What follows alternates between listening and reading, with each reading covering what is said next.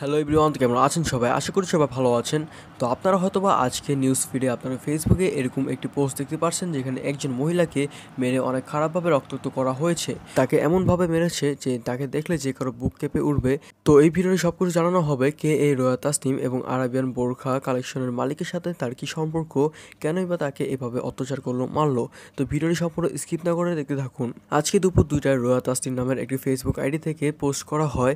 সেখানে লেখা ছিল, আমি আসলে লজ্জায় এতদিন কাউকে কিছু বলিনি এবং জানাইনি। আমি আমার হাজব্যান্ড এক প্রকারের ডিভোর্সের পর দ্বিতীয় বিয়ে করি। আমার দ্বিতীয় হাজব্যান্ড আমার সাথেই কাজ করে। এই লজ্জায় আমি আমার উপর এত অত্যাচার হওয়ার পরও আমি কাউকে কিছু জানতে এবং বুঝতে দিইনি। এখন আমি নিরুপায়, আমি বেঁচে থাকতে পারবো না এটাও আমি বুঝতে পারতেছি না। আমার হাজব্যান্ড আমাকে এপ্রিল 10 তারিখ 2024 খুন করার চেষ্টা করে। সে ছুরি নিয়ে আমার চেহারা কাটে, আমার ড্রেসিং টেবিলের উপর ভারী কাঠের টুল দিয়ে আমার মুখে বাড়ি দেয়, হাতে চেন পেঁচায় আসছিল সেটা দিয়ে ঘুষি দিয়ে আমার মাথা ফাটায়। আমার চেহারা সে নষ্ট করে দিছে, আমার নাক ভেঙে গেছিল, নাকের কোনো হাড্ডি ছিল না, মুখের উপরে চোয়াল ভেঙে গিয়েছিল, বাম পাশের দাঁত নড়ে গেছে, মাথার হাড্ডি বের হয়ে গেছে। তারপরও আল্লাহ আমাকে বাঁচায় রাখছে দেখে আমি আজকে বেঁচে আছি। আমার বেঁচে থাকার কোনো কথা ছিল না। আমি 20 দিন হসপিটালে ছিলাম এবং আমার 2টা সার্জারি হয়েছে। এখনও আমার অনেক ট্রিটমেন্ট বাকি। আমার হাজব্যান্ডের নাম রনি, সে আরাবিয়ান বোরখা কালেকশনের মালিক। তার অনেক টাকা, অনেক পাওয়ার, তাই আমি এতদিন পুলিশের কাছে কোনো হেল্প পাইনি। তবে এখন আবার চেষ্টা করব, পুলিশকে আবার বলবো হেল্প করতে। এখন যখন নতুন সরকার এসেছে, আমার এত বড় ক্ষতি করার পরও রনি এখন আবার আমাকে খুন করতে চায়। ফোন দিয়ে বলছে এবার আমার মুখে অ্যাসিড মারবে, বাসার সামনে দাঁড়ায় থাকে। আবার সবার সাহায্য ছাড়া আমি এখন বেঁচে থাকতে পারবো না, আমার বেঁচে থাকা খুবই কঠিন।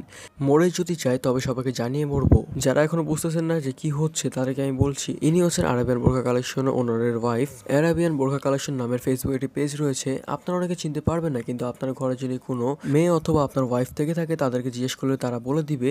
তাছাড়াও তিনি সেই পোস্টের পর আরও কয়েকটা পোস্ট করে এবং একটি ভিডিও পোস্ট করে। ভিডিওটি আমি আপনাদেরকে দেখাচ্ছি। সেই ভিডিওর মধ্যে তিনি রক্তাক্ত হওয়া অবস্থায়, অর্থাৎ তাকে মারার পর তার ঘরে যা উলটপালট অবস্থা সেটি ভিডিও করে এবং পুলিশ তখন ছিল সামনে, কিন্তু পুলিশ তখন তার কোনো কাজে হেল্প করেনি। ভিডিওটা তিনি দেখিয়েছেন যে তাকে কিভাবে মেরে রক্ত বের করা হয়েছে এবং তিনি ভিডিওর মধ্যে বলেছেন তাকে এমনভাবে মারা হয় যে তার শরীরের রক্তগুলো 4তলা থেকে নিচতলা পর্যন্ত গিয়ে পড়ে।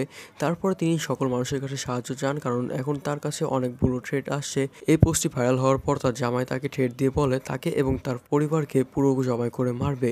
ভিডিওটি শেয়ার করার মাধ্যমে আপনারা তাকে সাহায্য করতে ভুলবেন না, কারণ আপনার এটি শেয়ারের মাধ্যমে বেঁচে যেতে পারে একজনের নিষ্পাপ জীবন। তো তার এই অত্যাচার সম্পর্কে আপনার গুরুত্বপূর্ণ মতামতটি আমাদেরকে কমেন্টে জানাতে পারেন। তো ভিডিওটি ভালো লাগলে চ্যানেলকে লাইক, শেয়ার এন্ড সাবস্ক্রাইব করে রাখবেন। আর হ্যাঁ, যে কোনো ভিডিও সবার আগে পেতে চ্যানেলটিকে বেল আইকন প্রেস করে অল করে দিবেন। তো ভিডিওটি সম্পূর্ণ স্কিপ না করে দেখার জন্য আপনাকে অনেক অনেক ধন্যবাদ।